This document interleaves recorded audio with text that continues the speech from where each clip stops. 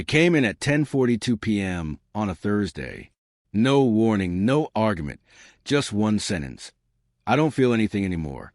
Please stop trying. I stared at the message for maybe a minute, then read it again and again. You'd think after 9 years of marriage, something like that would come face to face. Maybe after a fight or some kind of emotional breakdown. But no, just a text. Allison was brushing her teeth when it came through.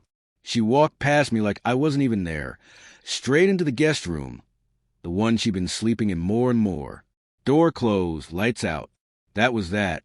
I didn't chase her. Didn't ask what she meant. Didn't reply. I just sat there, phone in hand on the edge of the bed, and something in me just shut off. Not out of shock, not panic. It was calm, cold, like a switch had flipped. Looking back, the warning signs were all there. We hadn't really talked in weeks.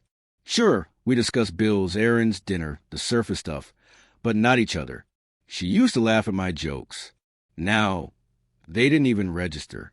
She used to curl into me at night. Lately, she hugged the edge of the bed, back turned like I wasn't there. I told myself it was just a rough patch. Stress, burnout. Marriage has highs and lows, right? Dry spells. That's what I convinced myself until that message. It wasn't a question. It wasn't even a cry for help. It was final. A closing door. I could have followed her into that room, demanded answers.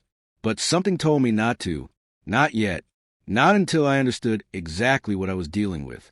So instead, I stayed still, quiet, watching. The next morning, she acted like nothing had happened. Poured her coffee. Scrolled through her phone. Told me not to forget the trash. She even wore heels, ones I hadn't seen in months. No mention of the text. No glance at me as if we were still partners. Still co-running our life. I nodded. Said nothing. That weekend, she told me there was a work offsite. Strategy sessions. 2 nights in a hotel. Company paid. I didn't press. Just watched her pack. Noticed the dress she folded into her bag. The kind you wear to be seen, not to lead a PowerPoint. By Sunday, I had a mental list. Not physical, just a growing thread of red flags. Her hours had shifted. Home later than usual. Her phone, once left charging in the kitchen, now never left her side. A shadow glued to her hand. Then the name John surfaced. She dropped it once, casually. John from marketing says that client's a nightmare. I nodded. New guy? I asked. She sipped her wine. Yeah, tall, smart, and that was it. One name, but it stuck. Tuesday evening. I saw her outside talking on the phone, barefoot in the backyard, laughing, low voice, her toe twisting in the grass like a teenager flirting after curfew. She didn't know I was upstairs watching through the window. Friday, I ran into one of her coworkers, Priya, at the grocery store. Small talk, then a curveball. Tell Allison I love her dress the other night. That gallery opening was amazing. I blinked. Gallery. She and John came late, but still, great night, she added. Allison had told me she was working late that night. Deadline, conference call. Nothing fun. That's when I stopped wondering. I knew. Still, I didn't lose it. Didn't yell. I didn't even let it show. That would give her the upper hand. So, I stayed quiet, observant. If she thought I was blind, she was underestimating me. 2 weeks later, it happened. She left her phone unattended on the nightstand. Unusual. She was in the shower and something in me said, now. I picked it up. She'd changed the passcode a while back. Probably thought I hadn't noticed, but I had. I saw it weeks ago over her shoulder. I unlocked it. Messages already open. It was him, John. Not flirting, not jokes, just words that cut deep. I wish I could have stayed longer last night. You looked amazing. Her reply the same. I hated going home. Then stop haunting the place. She replied with a laughing emoji. I kept scrolling. Saw the photos, dimly lit but clear. Her in that red dress and beside her, his arm around her waist. Another one in a hallway. Kissing. I took screenshots of everything. Messages, photos, sent them to myself, deleted the trail, put the phone back like nothing happened. She came out of the bathroom, drying her hair. Didn't glance at me. Walked into the guest room again. Door shut. I didn't follow, didn't speak. I just sat, same spot as that night. Phone in hand, breathing, because now I knew, that moment, that was a true ending. No meltdown, no scene, just clarity. Like a broken bone that finally gives up trying to mend the wrong way. She had already left. Not physically, but emotionally. She wasn't mine anymore. She belonged to whatever version of herself John had awakened. And maybe that version hated me or pitted me or forgot me altogether. Didn't matter. I was finished chasing shadows, too. The next morning, I ran before sunrise. Later, I scheduled a meeting with a lawyer. Started browsing apartments during lunch. Opened a spreadsheet to sort the accounts. No explosions, just a quiet unraveling. If she could smile through a betrayal, I could walk away without looking back. I didn't leave right away. Timing mattered. I wanted it to be clean, precise. So I stopped asking questions, stopped checking in, stopped pretending. No more casual affection. No more want anything from the store. No more drive safe. She noticed, not all at once, but eventually. One morning, she looked at her coffee, then at me. "You're really quiet lately," she said. I gave her a small smile. "Just giving you space," I said. She didn't answer.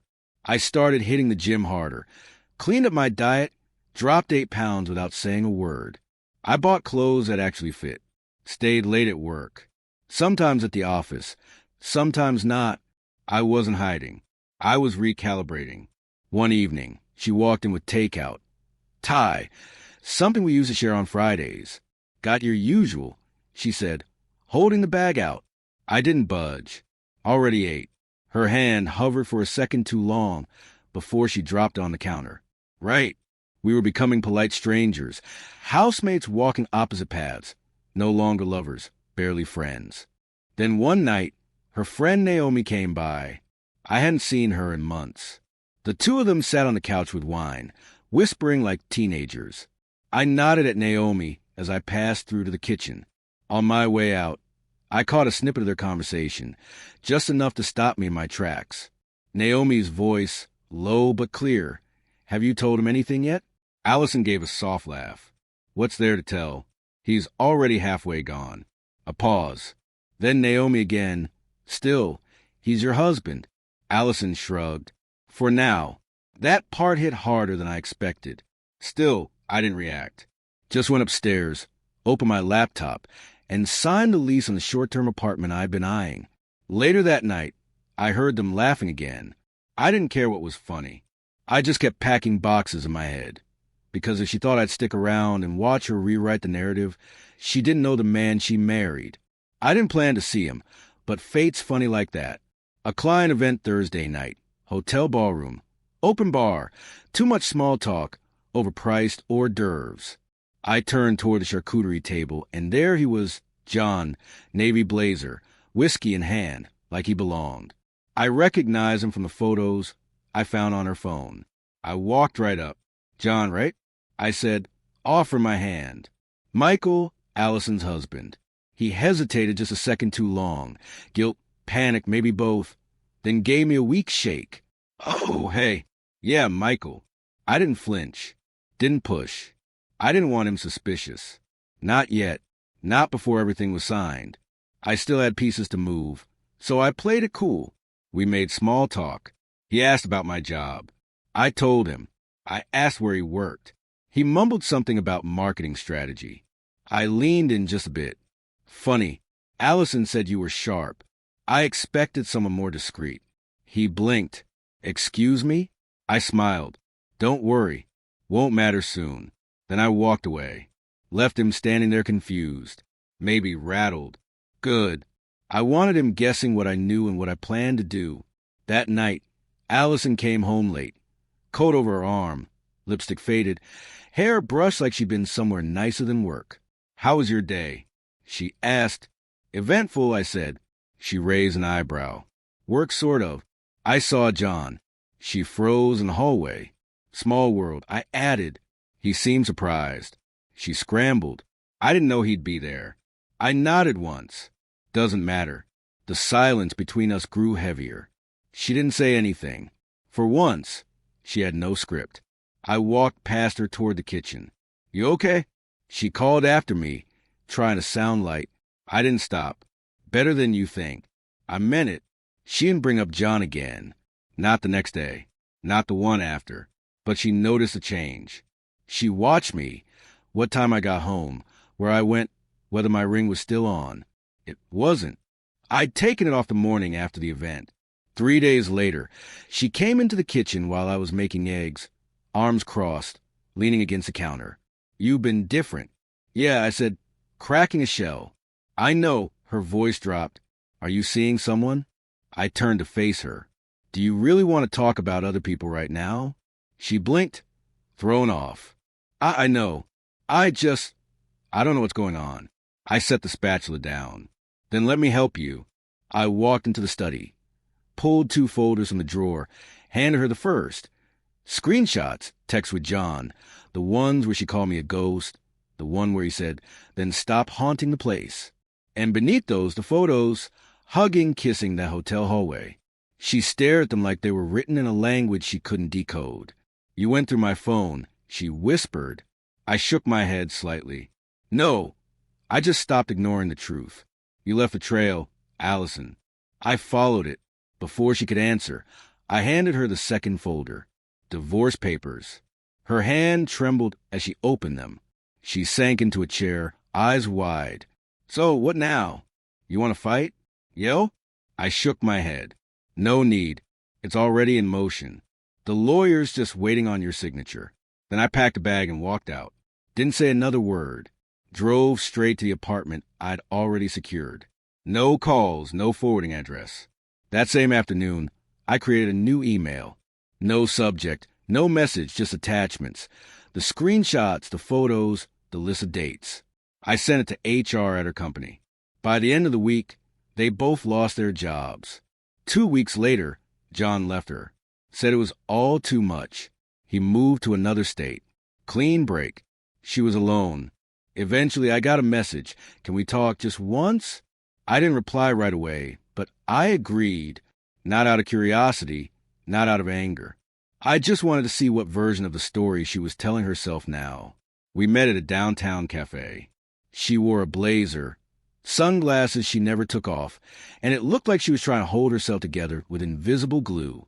"I miss you," she said. I nodded. "Okay, I made a mistake." "No, you made a series of them." She swallowed. "It didn't mean anything. You crossed the line, Allison." I didn't think it would go that far, but it did. She looked down. "I thought you'd forgive me. Give me a chance to fix it." I shook my head. "You weren't trying to fix anything. You were hoping I'd stay quiet while you wrecked everything." She had no comeback, no defense. "You wanted freedom," I said. "Now you've got it." Her voice cracked. "I didn't think you'd actually leave. That was your mistake." We sat in silence. She reached for my hand. I didn't move. "I'm sorry," she whispered. "I believe you," I said. "Doesn't change anything." Then I stood up. "Take care of yourself, Allison." And I walked out. No shouting, no dramatic ending.